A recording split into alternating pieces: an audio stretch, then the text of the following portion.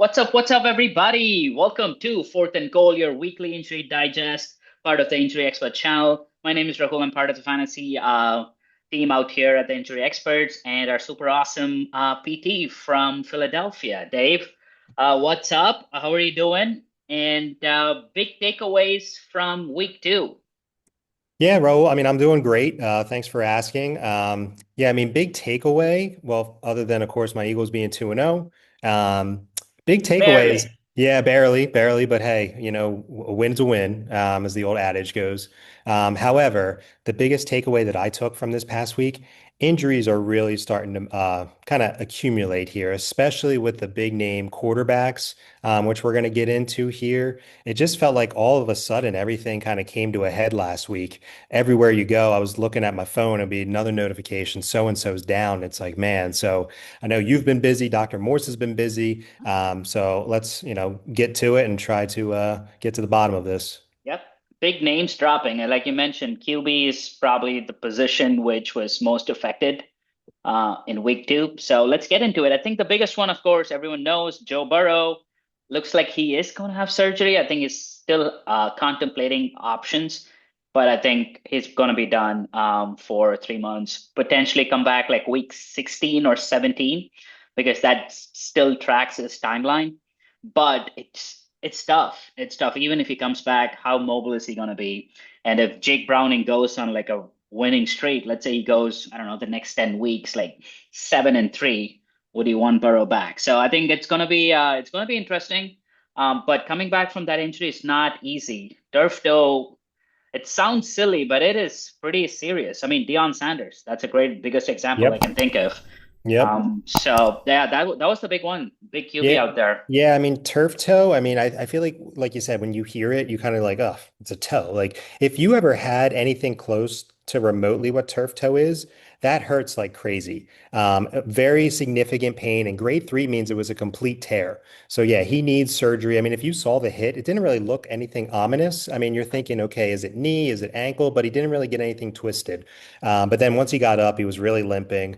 Grade three turf toe, yeah, 3 months is, that's best case scenario. But if he has any lapse in his recovery or rehab, physical therapy, this would probably make it season ending. So, like you said, 3 months is right around week 16.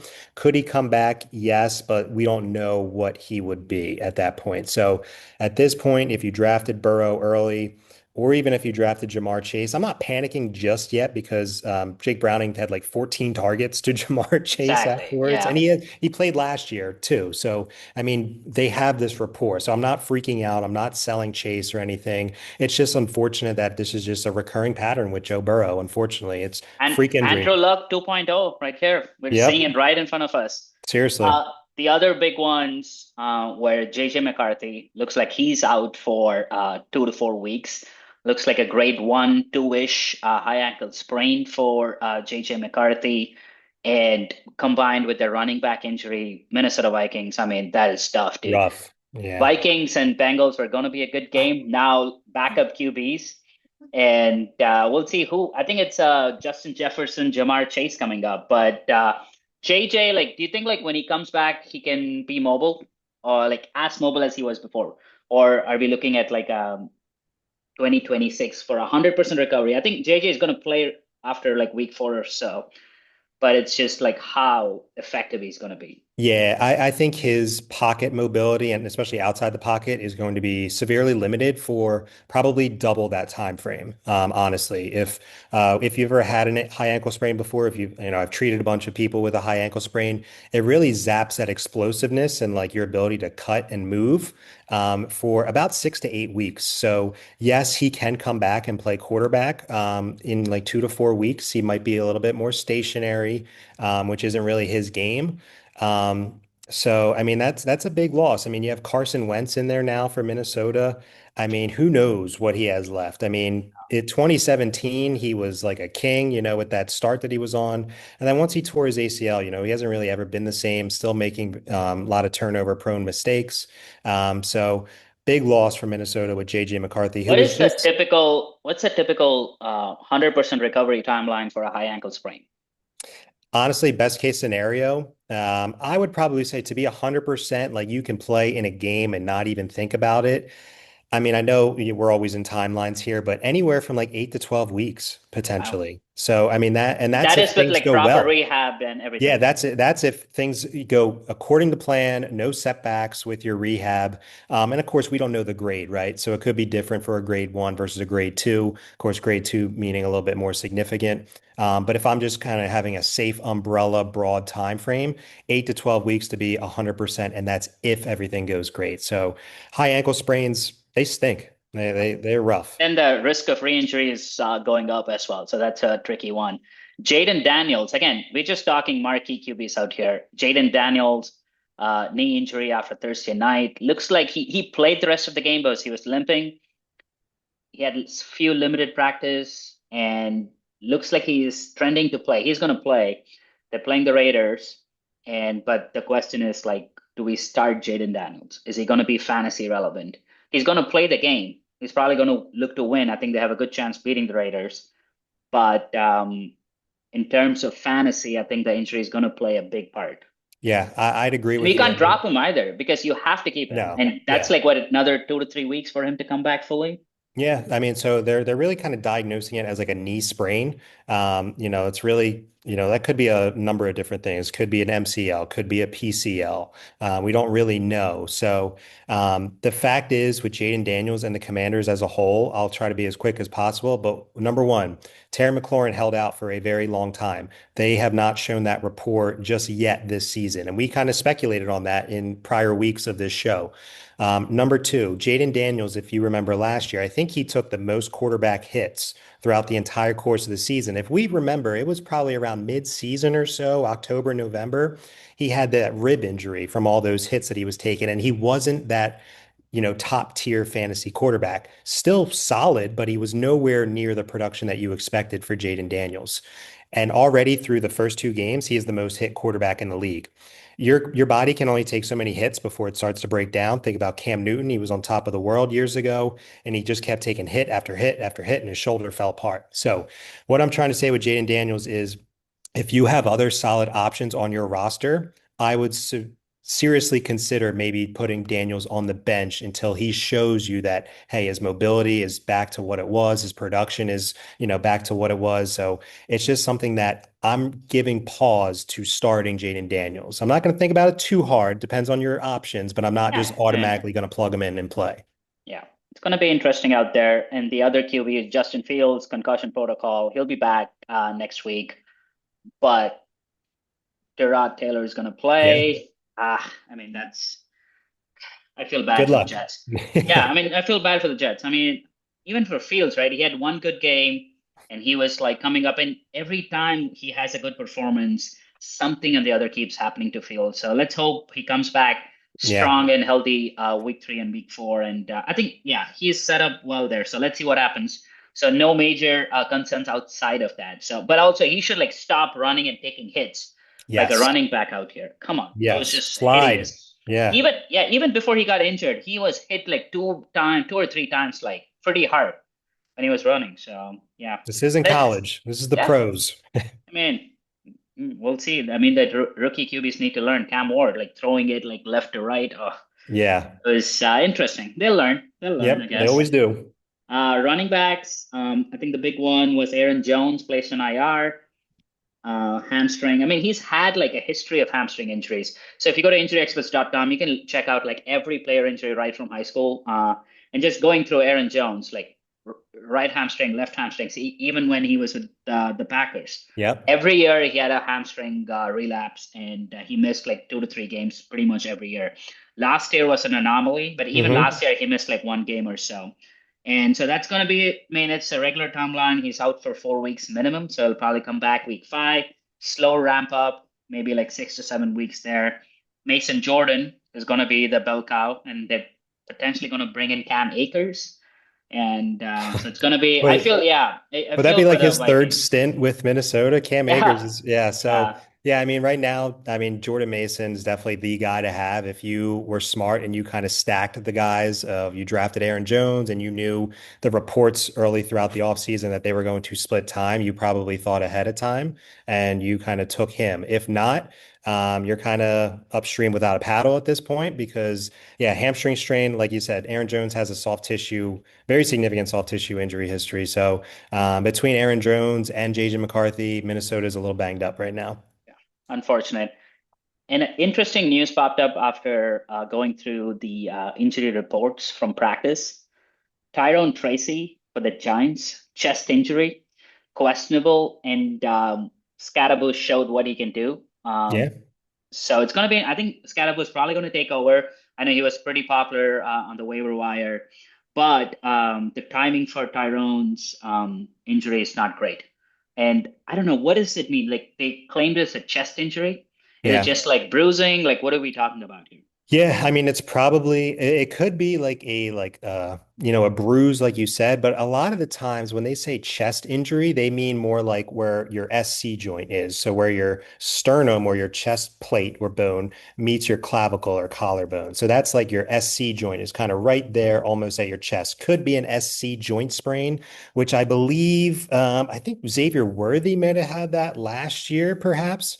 Um I it, think it or was Hollywood Brown, not Hollywood sure. Brown, that was it. That Hollywood was it. Brown, It was yeah. one of them. It was one of them. Yeah. So he had a really significant one. He was out for an extended period of time, but something like a grade one sprain could be something that lingers for a couple weeks. And like you mentioned, they drafted Cam Skattebo in the third or fourth round. He already got a touchdown and over 10 carries, excuse me, Yeah, last week. that's good. So I think if you drafted Tyrone Tracy, you were waiting and just hoping that, hey, can I at least get first few weeks of him solid usage before Skattebo takes over? I think that timeline is going to be accelerated now. Yeah.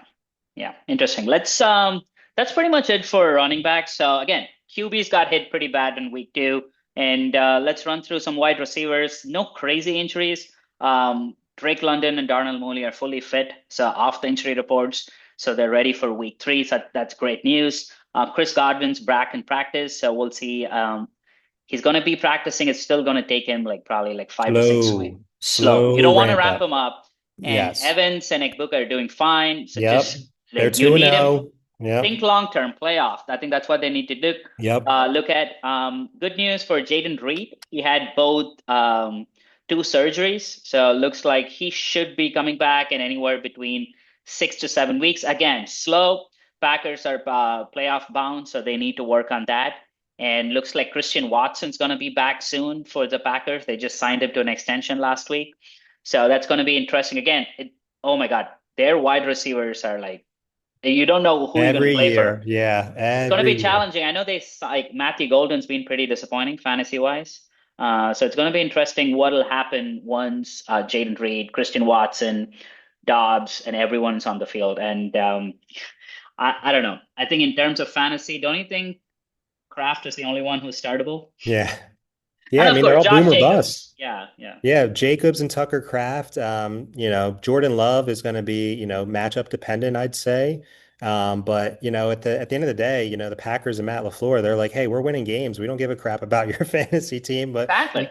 we do. You and I care about your fantasy team. So yeah, just to touch upon a couple. Jayden Reed, pretty wild that he had both the Jones fracture in his foot fixated and the collarbone. I mean, that was a hallmark collarbone break from last Thursday night. Just the way he fell, all that force on the shoulder.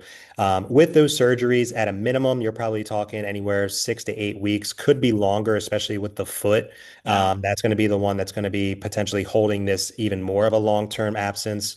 Um, like we said, Chris Godwin, it's going to be slow. Don't get too excited about that. It's still going to be probably mid-October. And then just real quick, mentioning one thing, everyone that drafted Bill McCorsky Merritt is probably a little happy, unfortunately, because Austin Eckler tore his Achilles, but those that kind of put a mid-round pick in for Bill, and you were hoping after, a solid week one, didn't really play much last week, it's going to be probably his backfield moving forward. Yeah, but So, again, it's going to depend on how Jayden Daniels is going to do. yeah, So it's going yep, to he be, opens up that entire offense. You're yeah. exactly right. Yeah. And we have to touch upon the 49ers every week because they're the most injured team. They're like the flagship for injury in the NFL.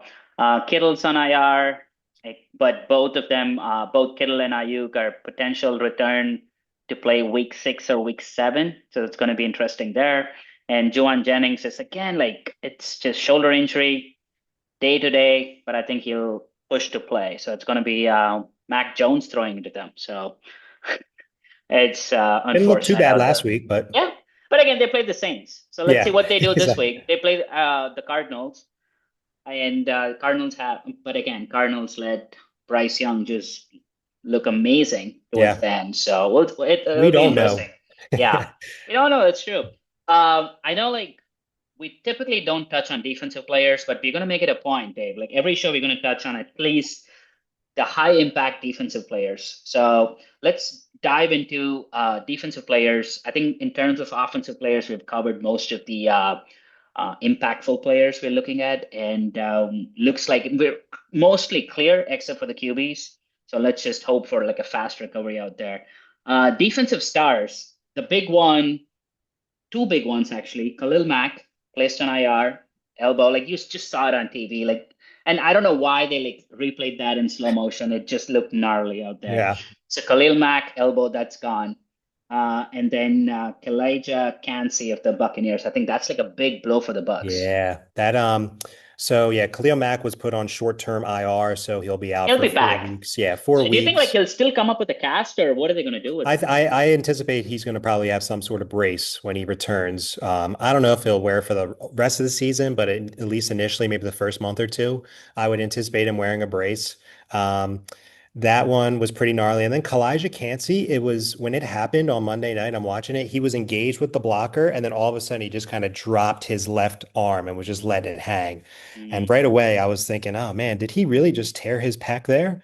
Unfortunately, that news has been confirmed. So a torn pectoral, kind of like your chest muscle, that's season ending. So he's going to need surgery. Big loss for him. I think he had like 11 or 12 sacks over his He first two was, years. So I yeah, mean, he that's was pretty great. solid for a rotational like Yeah. defensive lineman.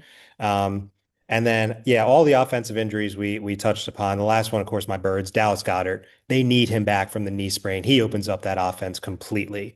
But yeah, there's defensive players, and then even And then a extending. couple of Bills players too. Yeah, Ed yeah, Oliver is rolled out for week 3. Matt Milano is rolled out for week 3. they Does play that tomorrow. mean they play tomorrow? Does that mean Miami is going to score, at least cover the spread, 12 and a half? Um, it's going to be interesting. But It's again, those are juicy, like big blows for the Bills defense. They played very really well. big. Yeah. Yeah, I mean that's arguably their best, front lineman, in the first I mean, level. they do have Bosa. Bosa They is do. there. Yeah. They do. So, But I mean, again, you need someone to really kind of take on those blocks in the middle, which Ed yeah. Oliver does. And he's great at Yeah. getting pressure too. Matt Milano, that's a big loss as well in the second level. Um, I mean, if you're asking me off the top of my head, if it stays at 12 and a half, I kind of like Miami maybe to cover. I mean, I don't know, but Miami's got trouble You know in what? there. They are Vegas knows Yeah, they're they baiting always you to know. they are baiting you to take 12 and a half and the Dolphins. And then the Bills will end up winning like 31-12 or something Inevitably. like that. Yeah, Inevitably, something like yeah. that will like that happen.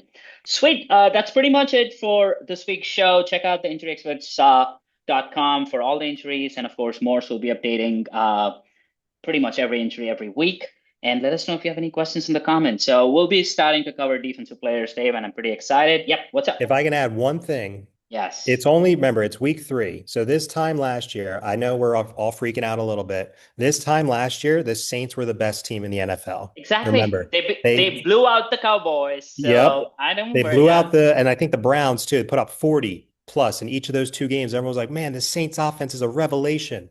We know what happened the rest of the year. So at this point, we don't really know anything. All we're trying to do is keep your teams healthy and try to provide you that there you short-term and go. long-term outlook. As far as how the season plays out, to be determined. So you're saying there's a chance the Eagles don't make the playoff? That's what I'm hearing. I don't know about that. I don't know if I can say that, man. I'll have people coming after me. Yeah, awesome, Um, awesome, and one awesome, one Dave. Yeah, hypothetical trade, would you trade Jamar Chase for Puka Nakua? I don't know. No, no. Yeah. Someone actually can't. I have Puka Nakua. Someone offered me Jamar Chase for You should Puka. And take it then. You should I'm take like, it. are you sure you want to do I don't know. that? I would I like don't know. It's hard. We both don't are. know It's anything. We hard. were We just don't know saying. anything. Yeah. Awesome. Cool. See you guys next week. Take care, Dave.